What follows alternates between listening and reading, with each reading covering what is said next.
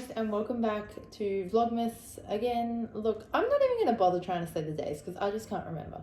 But yes, welcome back to Vlogmas, and today's video is actually going to be Miss Juniper's 12-month update. So she was actually going to join me, but she ended up falling asleep having her bottle, and I put her to bed. So she's not here, she's in bed, but I'm sure I'll insert some clips and that kind of thing. And yeah, we're just going to talk all about how Miss Junie's going since her 9-month update, and yeah, what she's been up to pretty much. And if you're wondering why this is a Vlogmas video, it is because she's my Christmas Eve baby. She was born on Christmas Eve last year, and so yeah, I just figured I'd count it as a Vlogmas video since we will be celebrating her just before Christmas.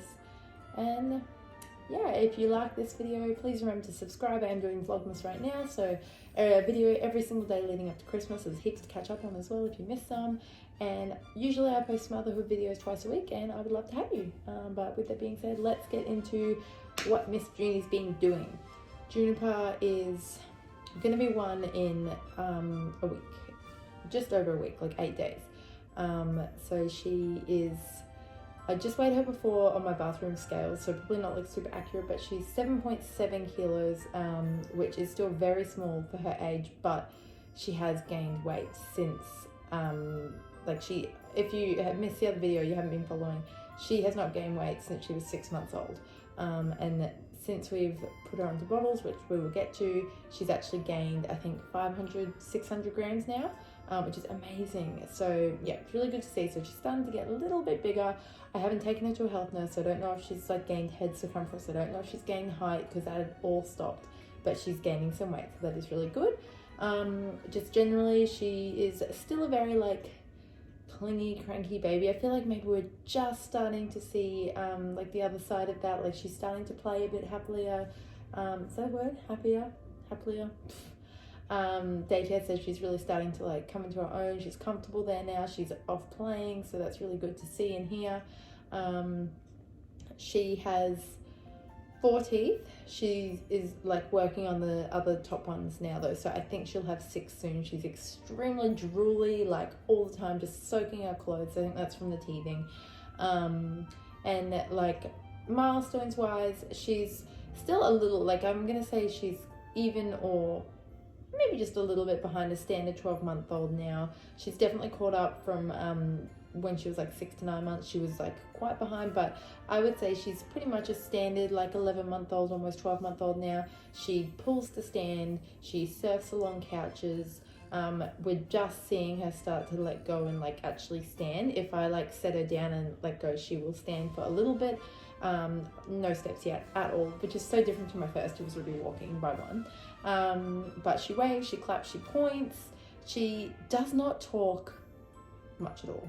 She's still crying is like her main form of communication, and I can't remember what my first did, but I'm trying to get her, like I'm trying to make sure I'm communicating with her as well, instead of just like dealing with her as I'm talking to my eldest. Like I know that sounds bad, but when the baby, the family, and your toddler is so full on, quite often you're kind of on autopilot dealing with the baby while you're trying to, you know, deal with your toddler. So I'm trying to really like give her that one-on-one attention that I gave to my toddler. I'm trying to like vocalize things with her and like nod my head or shake my head, or if she points to something, tell her what it is. Like just talk to her like she's an actual like person now, not just a baby. And I know that seems obvious, and it did come quite naturally when you only have 1 baby to focus on, but when you've got 2, the baby like quite easily falls into the background. So she's not talking. She doesn't really have any words. She has mama and dada, but that's it. But I'm not like worried at this point.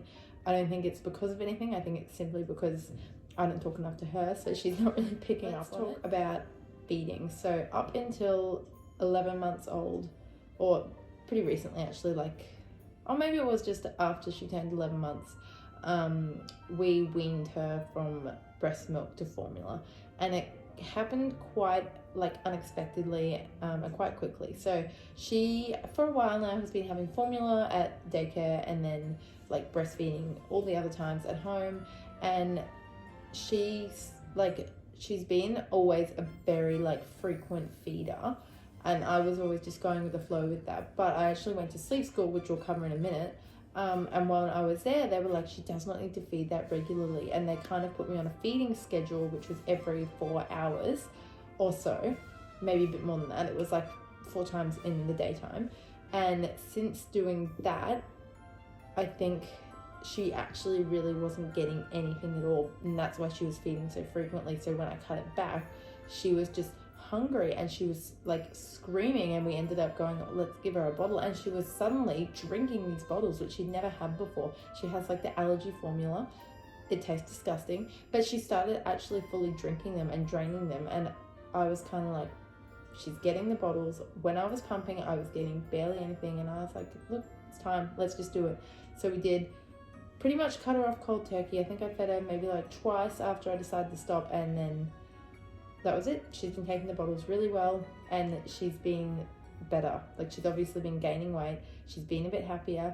She does have the occasional tantrum when I refuse to feed her. I think it's getting a bit better now, but that first week was quite rough. But yeah, I think she's actually satisfied now, and I think it is actually filling her, because not that this is a good thing, but she's not as good with her solids anymore.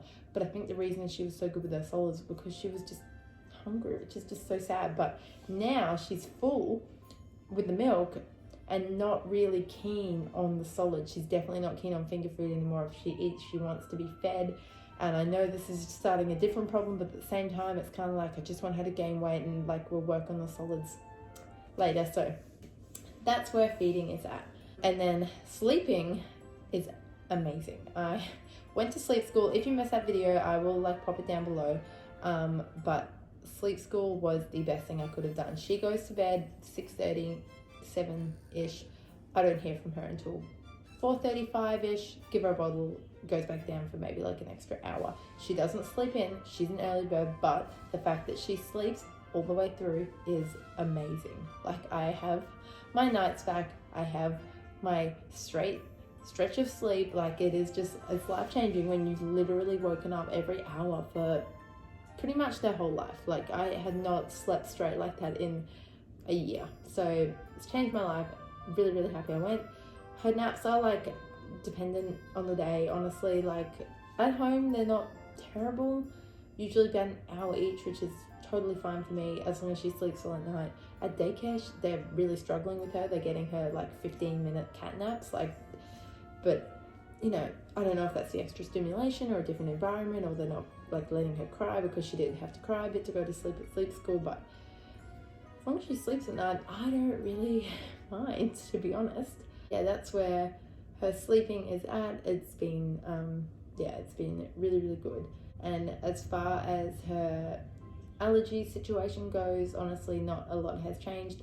Once she hits 1, we will be doing the cow's milk protein ladder again. So we'll be trialing dairy in all the different stages and seeing how far we get this time.